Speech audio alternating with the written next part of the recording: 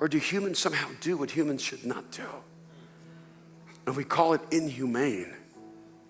We call it unnatural. We somehow know it is beneath us and we must rise above it. How exactly do you rise above your humanity? See, if all we are is some kind of evolutionary anomaly, you cannot rise above your humanity. All you can do is be human. And we should not be incensed or troubled by the injustice and the evil. We should not be troubled by wars or violence. We should understand that's just what it looks like to be human. But what is it about us? We know. We know that jealousy and greed, avarice, we know that violence and oppression, we know they're wrong. We know they violate the human spirit. How do we know that? How is it that we can imagine a world we've never known? How can we imagine a world without that kind of hatred? How can we imagine a world without that kind of racism? How can we imagine a world where there is hope and peace and justice and equity? How do we imagine that when we've never known it? Human ideals, they are the phantom pain of the soul. Our souls remember what we have lost when we were lost without God.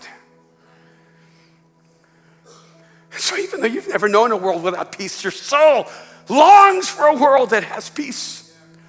Even though you've never known a world without war, your soul longs for a world without war. Even though you've never known a world without poverty, your soul longs for a world without poverty, and something inside of you knows that anything less is beneath our humanity.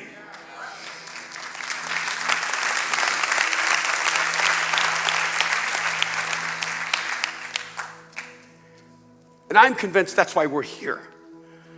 That's why the church is here.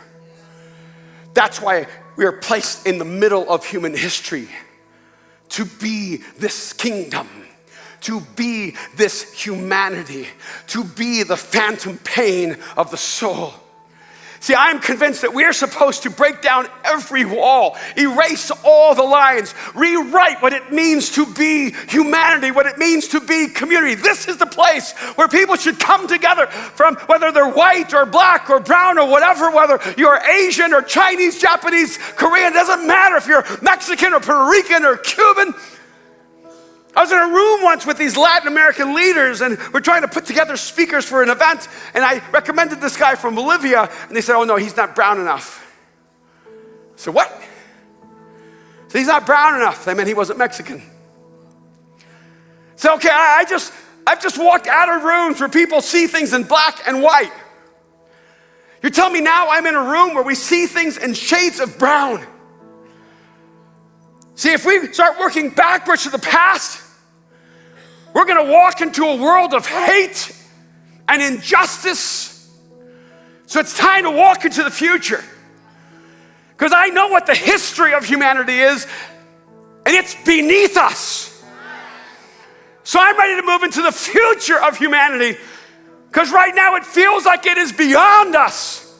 But I want you to know it's not. It's not beyond you. You can be a person of peace. You can be a person of justice. You can be a person of integrity. You can be a part of the solution and not a part of the problem.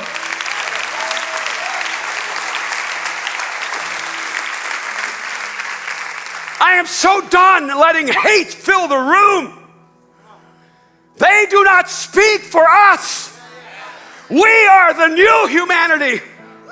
And we live for a world where everyone matters, where everyone belongs, where everyone is our family, where the colors do not divide us, where they unite us and make us more beautiful than we ever were alone.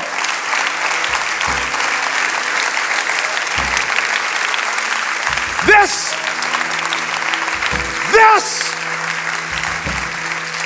is our moment. This is our moment. We will not let the church be on the wrong side of history ever again.